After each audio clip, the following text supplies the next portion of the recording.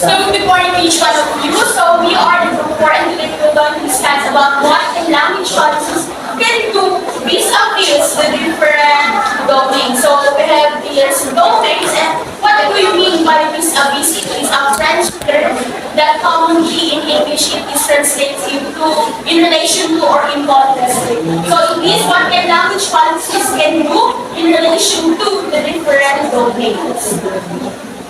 So we have these 5 domains of language policies. So the first is public. Practice, we are using the first language in communicating with a member of the family. So as we all know, the family is the smallest unit in the society. So here, we are using our first language where we are comfortable to. And the villages or the family, we have the same culture. So we follow the same tradition, religion, and all. And management, we are talking to an adult, teenager, we speak in a normal way. But if we are talking to toddlers, we must expect useful words that can be acquired by them. Because we all know that child has their limited language use. So in that way, we need to adjust on their limited knowledge about language. So when we are talking to the same level as us, or whether it's our cousin or our friend, so we can use the normal communication to them because they can easily understand it. But when it comes to the child, we must apply the minimal words that can be acquired or can be understood easily. So next. Okay, good morning everyone. My name is Lawrence. Last time we're going to move in the domain which is the church. Is the differentiate language due to multilingualism, yeah? So as we all know that multilingualism is all about a community or a group of people practicing different language that we call is multilingualism. So we can also imply this what we call multilingualism or language usage in church domain or in differentiate language. For example of this is the Catholic Church, no? In some cases have this scheduled mass attended only for those. Here, example in Zamboanga, we have mass attended only for the Chupacabra speaker, also for we call it Visaya people. So there are practices of language. So embracing the multilingualism in church, for example, is most prayers and hymns in Catholic churches are translated into different language. As you have experienced when you go to church, there are churches who practice mostly English, but there are even some other churches practice really Chococano speak, we call Chococano dialects and Tagalog. And in some cases there are also speakers Bisaya. Okay, so again, so the belief of the in church domain is that they practice different dialects or language, which is Chococano, Tagalog, or Bisaya. Okay, thank you. The practices in the Philippines and are based on the domination of the local practices. So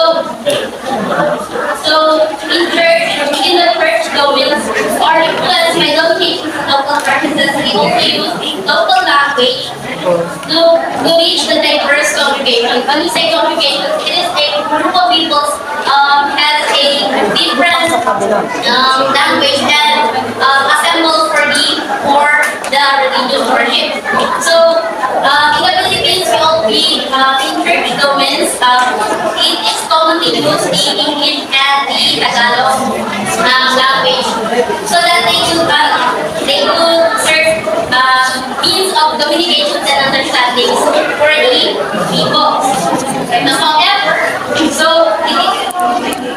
recognizing the linguistic diversity within the countries, some churches adopt more inclusive approach by incorporating local language.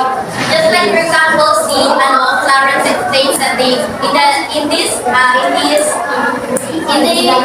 Zamboanga, some churches are adopting different language so that they can understand better. Like, for example, the Chococano. So that will be all. Third domain is interface. So first, practice. So of course, so in a professional communication in workplace, we are using the main or the primary language so that we can easily understand our colleagues or we can communicate well with our team. So the beliefs, as we all know that we are diverse in our culture, beliefs, and also in our native languages. So it is not wrong or it is not prohibited if we're going to adopt some common and shared languages as long as it will nourish unity and camaraderie in the team that we belong in a certain workplace. So that's all for there. So in management, guys, when interacting with team members, we maintain professional code. When providing some instruction or information,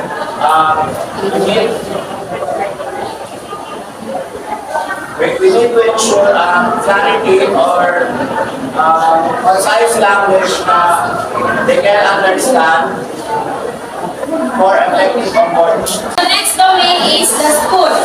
So what can language policy can do in school domain? So language policy and school domain can include the guidelines for language use, such as the official language we use when we are instructing. So in this school, we are implementing instruction using the language of English. And also we have students to support those who are still learning English as their second languages. Also, having a clear language policy can help ensure that all students have equal access to education and feel included and supported in their language development. I am Micah. For the next is we have the school which is WS. So when we say WS, it's the school domain of a language policy. The school domain we closely try to believe about language, education, and culture. So for example, if a language policy has a bilingual education, so when we say bilingual education, it is from the words of God, it has a two language can speak fluently. So, it may align with other trends if a policy favors a monolingual approach. So when we say also a monolingual approach, it is a one language can speak of. And next, it may reflect the prioritize common language for unity and communication. Next, it has a beliefs also the value of linguistic and cultural pluralism. So when we say cultural pluralism, it is a smaller group that has a larger society. Is a social media. So social media, so the last domain is a social media. Social media platforms serve to maintain a positive user experience while uploading community standard and legal requirements. So one of the aspects in a language policy of social media is a language support and translation. So social media platforms often provide language support and translation to accommodate user from diverse linguistic background. For instance, is the Facebook offers automatically translation from a various language to facilitate communication across the language barrier. So, good day everyone. My name is Ronald.